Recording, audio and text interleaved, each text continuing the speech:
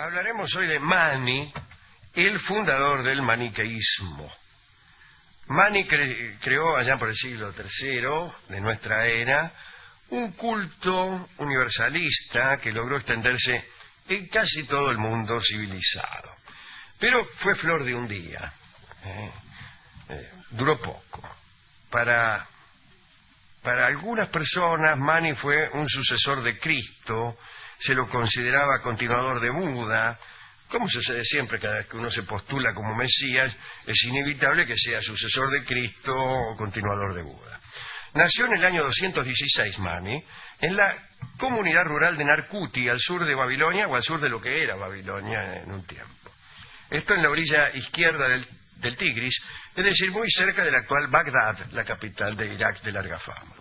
En esa época Narkuti constituía un distrito de la provincia de Azuristán que dependía del imperio de los partos. Los partos, aquellos niatos que solían cobrar peaje a las caravanas, y estaban en el nudo mismo del mundo civilizado, en la zanja, podríamos decir, que dividía el oriente de occidente. Esos eran los partos. Y que eran medio mal llevados, cobraban unos peajes abusivos, se emperraban en no dejar pasar a las caravanas de uno y otro lado, o mejor dicho, recibían en una esquina las caravanas que venían de la China y en la otra las que venían del occidente, no dejaban que se conocieran y ellos intermediaban. Los partos han sido una de las razones por las cuales no hubo tanta comunicación entre la cultura de la China y del Oriente y la cultura del mundo occidental. Bueno, esos eran los partos. Mani era hijo del señor Patek, se llamaba el viejo, ¿no? Patek había tenido una visión cuando su mujer estaba embarazada. Esto es bastante frecuente, ¿no? Los hombres suelen tener visiones cuando sus mujeres están embarazadas. Patek era pagano, del mismo modo que nuestro amigo, uno de los funcionarios más importantes de esta radio. No, es de apellido pagano, funcionario. Yo creí que Patek era pagano. No, señor. En realidad, era develar una identidad oculta. Patek era nuestro amigo, el señor pagano. No, señor. No, era pagano entonces en el sentido de que creía en los dioses antiguos. Pero un día, después de una aparición de un ángel, parece que se le apareció un ángel, y abandonó el paganismo y se unió a la secta de los Mustasila, que eran unos tipos, literalmente Mustasila quiere decir que se lavan, como sabemos todos. Eran unos tipos que pasaban lavándose, ¿no? Y es un grupo que influyó mucho en el pensamiento de Mani. Los Mustasila tenían como unas abluciones rituales, se pegaban enjuagadas a cada momento.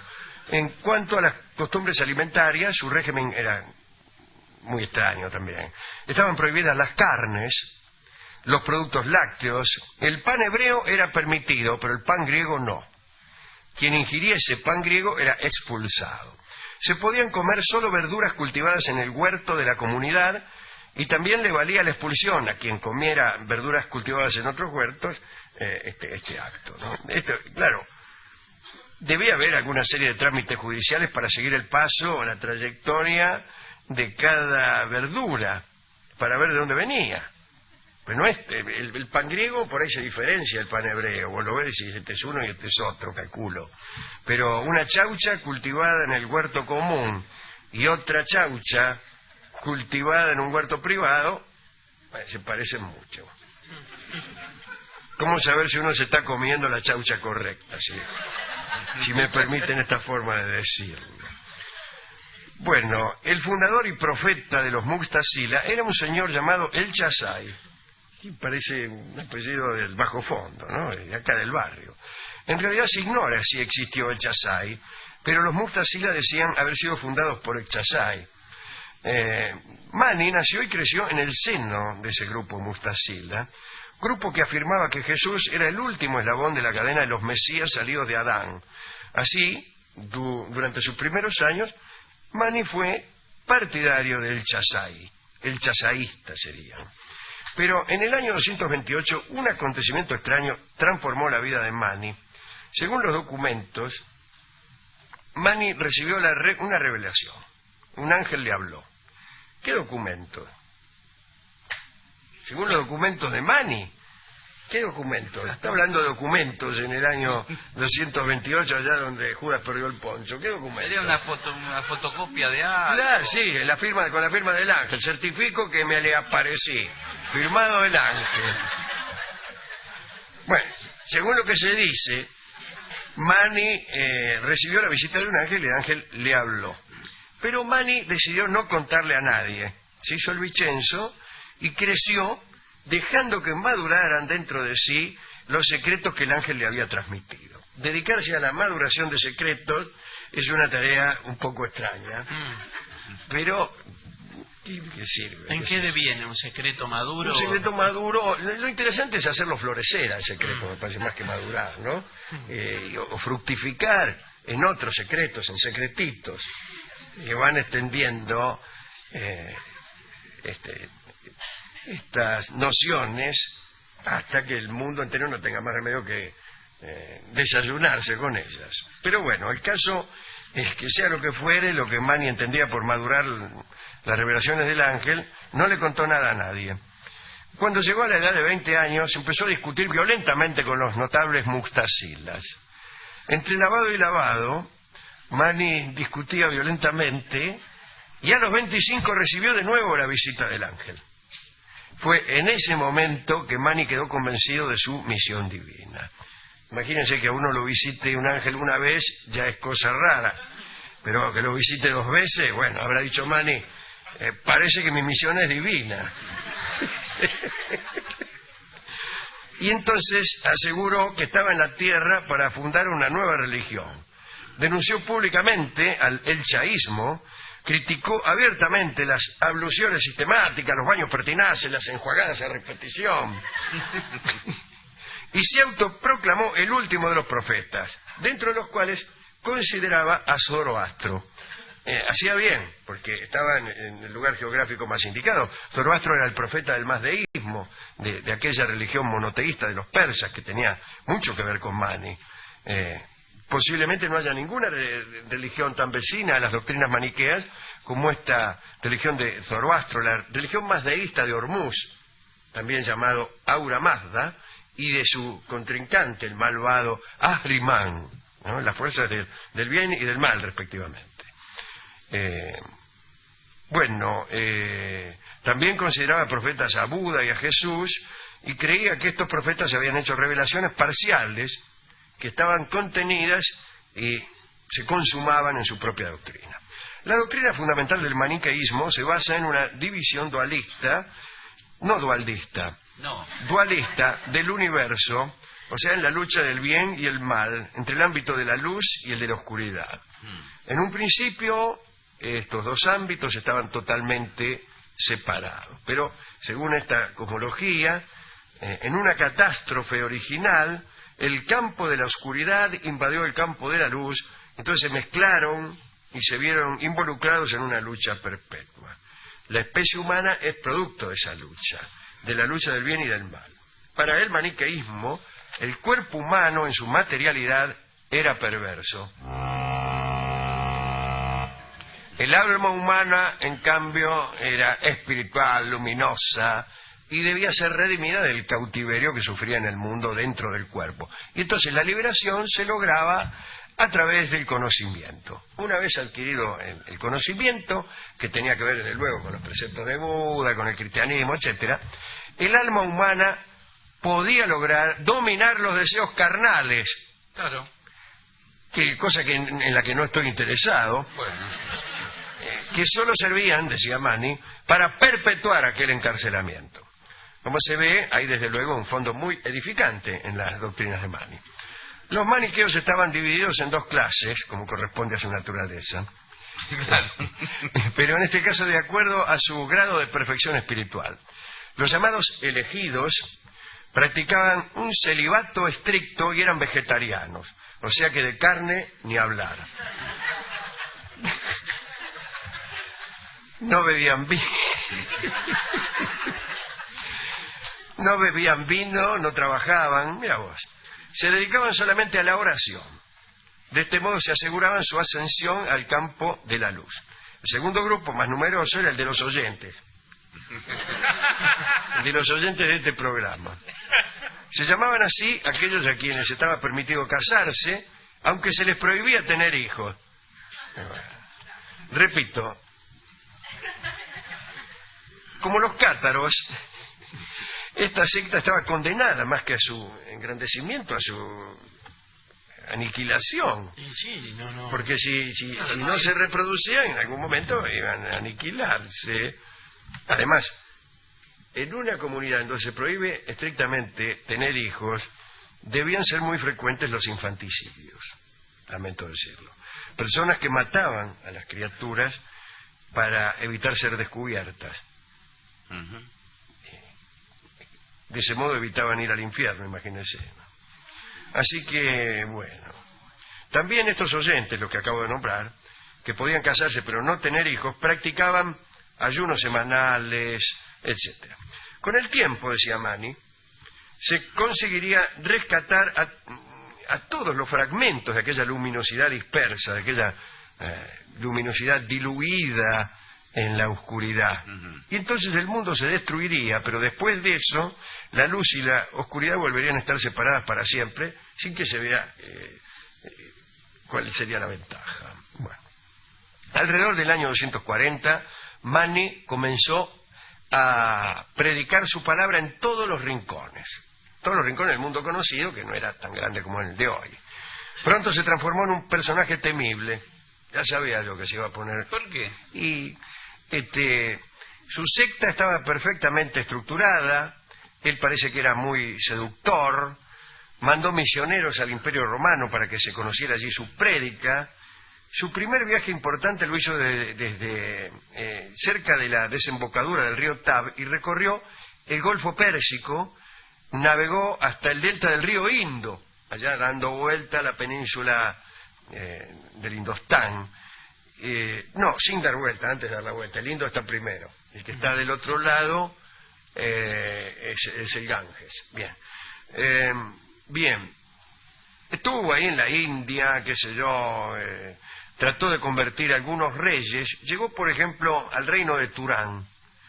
Y el rey de Turán no se quería convencer. Resultaba un poco impermeable a los razonamientos, a los silogismos y a la prédica. Mani resolvió pegar un pequeño vuelo. ¿Y quién no se convence después de ver a Mani volando por los aires? ¿El vuelo? Voló. Y aquí lo dicen. No los documentos, pero lo dicen. Bueno, y se marchó de la India a pie, allá por el año 242, y dejó allí la primera comunidad maniquea fuera de los límites de su tierra natal.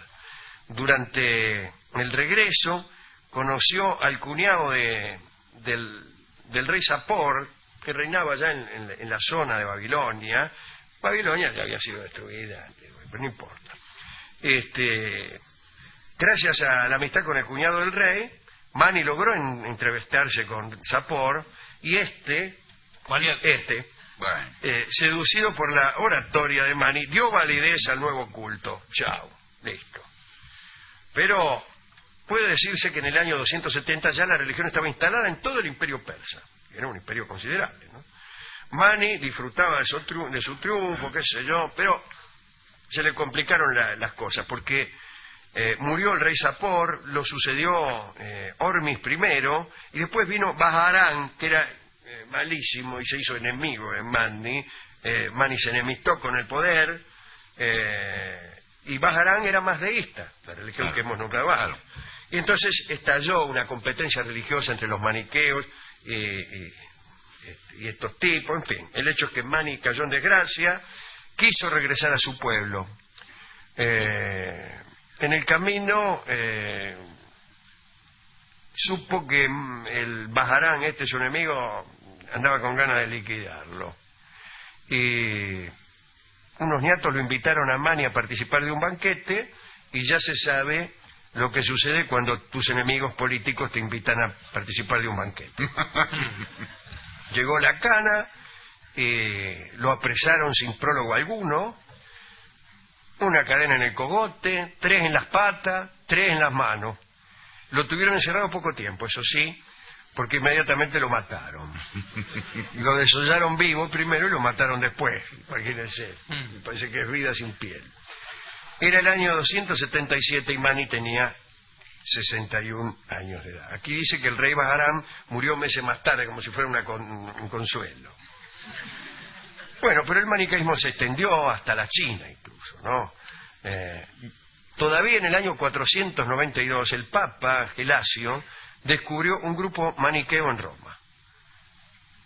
Pero el maniqueísmo fue combatido, todos los libros fueron quemados, el emperador cristiano Justino instauró una legislación que castigaba con la muerte a toda persona sospechosa de maniqueísmo, así como a todo maniqueo que no denunciara a sus antiguos compañeros, ¿no? En un gesto de tolerancia cristiana. ¿Sabe quién era maniqueo? Un amigo de este programa, en su juventud, San Agustín. San Agustín era maniqueo, y no solo era maniqueo, sino que era libertino, lo cual nos dice que era un mal maniqueo. Ni siquiera era cristiano, mira vos. Calavera y ni siquiera cristiano. Comía carne y todo, ¿no? Andaba de acá para allá, y un día dijo planto, y ese día se plantó. Y así, con la misma habilidad que había seguido el camino del maniqueísmo y del libertinaje, siguió luego el del cristianismo y la castidad, porque el tipo parece que era bueno para todo. Pero bien. Se ha dicho también que el explorador Marco Polo descubrió muy lejos, en el tiempo y la geografía, en 1292, un grupo de sectarios de Manny. Pero desde esa fecha ya no hubo más maniqueos, salvo para los periodistas que dicen que uno es maniqueo cuando divide el mundo en dos.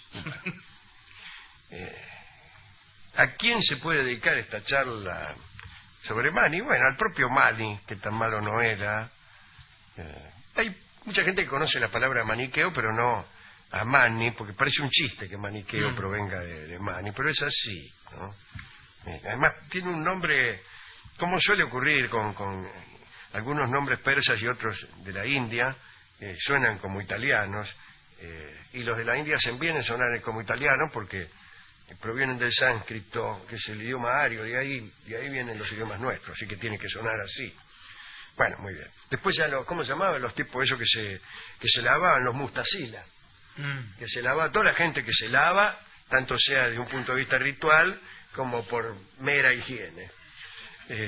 Pero el que se lava con pretensión metafísica está bien. Pero mejor todavía es el que se lava sin esperar una recompensa divina en el otro mundo. Bueno, eso es todo. Eso es todo. Hemos ido a la discoteca, le hemos contado. Es una historia de espiritualidad. Sí, sí. Está bien, ¿eh? Le hemos contado al discotecario. ¿Le gustó? Se durmió mucho. Bueno. Que para él también, que él era bastante maniqueo. ¿Y qué le dio? Dos opciones, dos Bastante discos. maniqueo, porque él siempre dividía el mundo en dos partes. Las cosas que le gustaban, las que no le gustaban, toda esa filosofía elemental que tanto le gusta a nuestro discotecario. Y finalmente me dijo algo que dice: lo que mata es la mezcla. Bueno, no me parece muy Lo que profunda mata es la frase. mezcla, porque dice, cuando había luz de un lado, sombra del otro, estábamos todos bien. Sí. Estábamos todos bien. ¿Usted le gustaba la luz? Sí. Me miró así, ¿no? Claro. Iba la luz. ¿Le gustaba la oscuridad? Y me hacía el gesto sin alcanzar a decir. Pero el problema cuando se empezó a fundir... Eso fueron sus siguientes palabras. El problema es cuando se mezcla. Como cuando se mezclan dos sustancias coloreadas con dos colores distintos. Abre la compuerta que comunica, hay un vaso comunicante entre dos líquidos, estamos muy físicos hoy. Y ya las moléculas se entreveran, de un azul y amarillo que era perfectamente boquense, sale un verde, Ferro. que es otra cosa. El color verde no existe, por ejemplo, en la eternidad, porque ahí las cosas son solamente todas puras. En el Topos Auranos de Platón solo existen las cosas puras, donde de lo que se puede deducir que el verde no existe, que el verde es una mezcla, y donde puede deducirse también que aquel mundo platónico que tanto parece añoramos es mucho más pobre que este. Claro. Es todo hidrógeno allí. Es menos complejo, ¿no? Sí, claro, porque es menos complejo. Ese es el asunto. Y el universo ideal que proclamaba Mani también era menos complejo. Todo luz, todo sombra. ¿Cuál es la gracia del arte? La penumbra. La sí. penumbra, las mezclas, los claroscuros. Eso es, el fluir. El fluir. Si está detenido la luz, si está detenida la sombra, el bien y el mal, llamémosle. Si no fluye el uno hacia el otro, el mundo termina y se aniquila. Bueno, muy bien. Me dio un disco que se llama Mala Junta. Ah, por el tema de la claro, mezcla. Que la mezcla siempre es una mala cosa, ¿no? En la orquesta divertida orquesta de Julio De Caro.